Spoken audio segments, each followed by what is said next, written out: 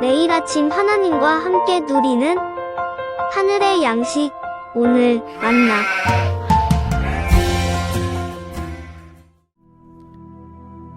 솔로몬의 신하 느밧의 아들 여로보암이 또한 손을 들어 왕을 대적하였으니 그는 에브라임 족속인 스레다 사람이요 그의 어머니의 이름은 스루아이니 과부더라. 그가 손을 들어 왕을 대적하는 까닭은 이러하니라. 솔로몬이 밀로를 건축하고 그의 아버지 다윗의 성읍이 무너진 것을 수축하였는데 이 사람 여로보암은 큰 용사라.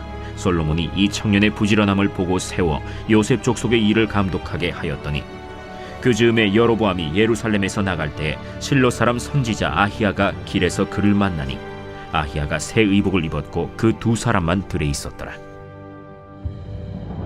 아히야가 자기가 입은 새 옷을 잡아 12조각으로 찢고 여로보암에게 이르되 너는 10조각을 가지라.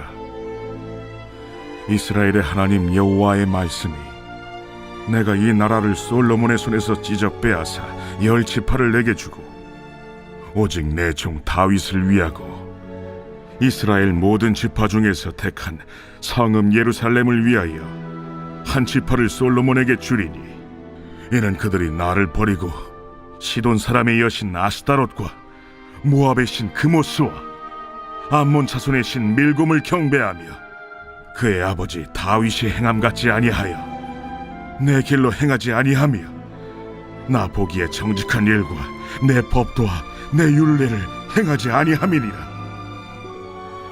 그러나 내가 택한 내 종 다윗이 내 명령과 내 법도를 지켰으므로 내가 그를 위하여 솔로몬 생전에는 온 나라를 그의 손에서 빼앗지 아니하고 주관하게 하려니와 내가 그의 아들의 손에서 나라를 빼앗아 그 10지파를 내게 줄 것이요 그의 아들에게는 내가 한 지파를 주어서 내가 거기에 내 이름을 두고자 하여 택한 성읍 예루살렘에서 내 종 다윗이 항상 내 앞에 등불을 가지고 있게 하리라.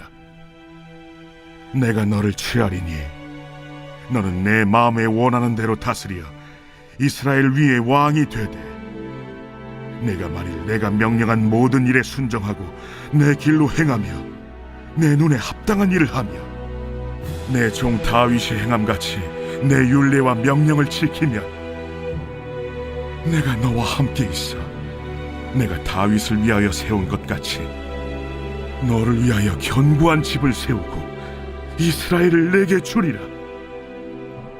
내가 이로 말미암아 다윗의 자손을 괴롭게 할 것이나 영원히 하지는 아니하리라 하셨느니라. 이러므로 솔로몬이 여로보암을 죽이려 하매 여로보암이 일어나 애굽으로 도망하여 애굽 왕 시삭에게 이르러 솔로몬이 죽기까지 애굽에 있음이라. 솔로몬의 남은 사적과 그의 행한 모든 일과 그의 지혜는 솔로몬의 실록에 기록되지 아니하였느냐. 솔로몬이 예루살렘에서 온 이스라엘을 다스린 날수가 40년이라.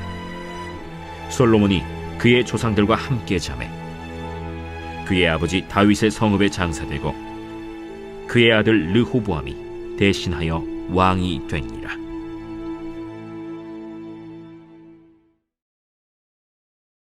사람의 얼굴은 그 사람의 인생을 나타낸다고 하죠.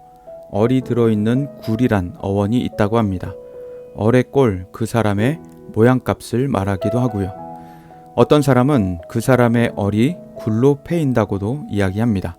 사람이 겪은 사건, 그때 느낀 감정들이 얼굴에 남게 되죠.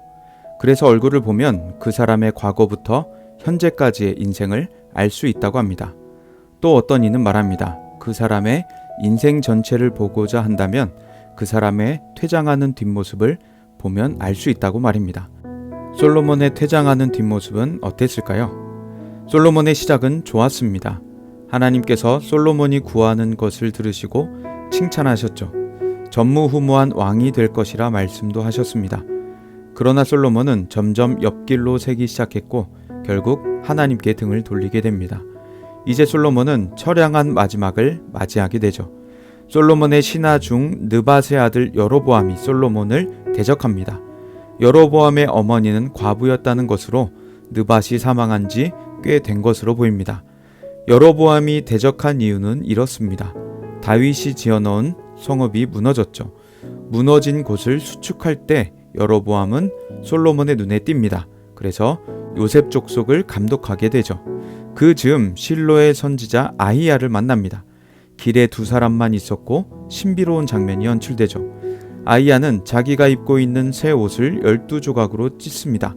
이스라엘의 12지파를 상징하죠. 그리고 여로보암에게 10조각을 주고서 말합니다. 여호와께서 이 나라를 솔로몬에게서 빼서 10지파를 여로보암에게 주신다고 합니다. 솔로몬 왕가의 몰락, 이스라엘의 분열, 새로운 왕의 등장이 예고됩니다. 이 모든 일이 솔로몬이 여호와를 떠났기 때문이었던 것이죠. 다윗처럼 바르게 여호와의 말씀을 따르지 않았기 때문입니다. 솔로몬의 부귀영화도 한순간에 불과한 듯 안개처럼 허무하게 사라지게 됩니다. 하나님은 솔로몬 왕가의 끝을 예고하시면서도 다윗 언약을 지키십니다. 하나님은 다윗의 순종을 말씀하시죠. 다윗은 하나님의 명령과 법도를 지켰습니다. 그래서 솔로몬의 생애 동안은 나라를 뺏지 않겠다고 하십니다. 다윗 언약 때문에, 다윗의 순종 때문에 솔로몬에 대한 징계를 곧바로 내리시지는 않으십니다. 솔로몬은 이제 대적자 여로보암을 치료합니다. 여로보암은 솔로몬을 피해 애굽으로 가죠. 그리고 솔로몬이 죽기까지 애굽에서 기다립니다. 솔로몬의 남은 사적, 행적, 지혜는 기록하지 않았다고 하죠. 굉장히 많은 일들이 있었을 것이고요. 솔로몬의 지혜도 상당했을 것입니다. 그렇게 솔로몬은 죽음을 맞이하고 아들 르호보암이 왕위를 이어받게 됩니다. 이스라엘의 3대 왕의 마지막 모습이었죠. 사울도 기대감을 갖고 시작했지만 중도 하나님을 버리게 됩니다. 다윗은 하나님의 명령과 법도를 지키며 살아갑니다. 다윗에게 주신 언약이 다윗을 신실하게 지킵니다. 그리고 다윗의 아들 솔로몬도 기대감을 갖고 시작했습니다. 그러나 하나님의 명령과 법도를 떠나게 되었다라고 성경은 평가합니다. 하나님은 결국 솔로몬의 왕위를 뺏고 떠나시게 됩니다. 다윗은 솔로몬에게 신앙을 물려줬습니다. 여호와의 명령과 법도, 신실한 언약을 주었죠. 그러나 솔로몬은 자신의 아들 르호보암에게 그 신앙을 물려주지 못합니다. 화려한 성전, 잘 지은 궁전은 물려줄 수 있었죠. 하지만 이제 거기에 하나님의 영광이 계시지 않게 됩니다. 후에 솔로몬 성전 역시 무너지고 말게 되죠. 하나님은 다윗에게 언약을 주셨습니다. 그 언약은 신실했고 하나님의 보호가 있었죠. 우리는 성경 속 인물처럼 언약의 당사자가 되지는 않지만 성경이 모든 믿는 자들과 맺으신 언약이라 믿습니다. 이 성경은 모든 신자들, 하나님의 자녀된 자들에게 주시는 약속인 것이죠. 그래서 우리는 자녀에게 성경을 읽게 하는 것이고요. 성경을 따랐더니 경험된 하나님의 이야기, 간증을 들려주는 것입니다. 자녀들은 성경을 읽을 때뿐 아니라 살아 역사하시는 하나님의 일을 듣게 되는 것이죠. 그 은혜가 우리 가정마다 있기를 원합니다. 기독교는 이처럼 성경을 통해 후대 신앙이 이어집니다. 뿐만 아니라 과거와 현재와 미래의 신자들이 연결되고 공감대를 갖습니다. 하나님 믿는 신앙 안에서 이것이 이루어지죠. 그래서 기독교는 힘이 있습니다. 역사 속의 모든 신자들이 하나님을 믿는 신앙이란 공감대 속에 살아가기 때문입니다. 모든 역사 속의 두각을 나타내고 공통된 힘을 가지고 있는 것이죠. 그래서 문자화된 성경은 어떤 것들보다도 힘을 갖고 있다라고 말하죠. 세상 권력이 넘보지 못하는 힘입니다.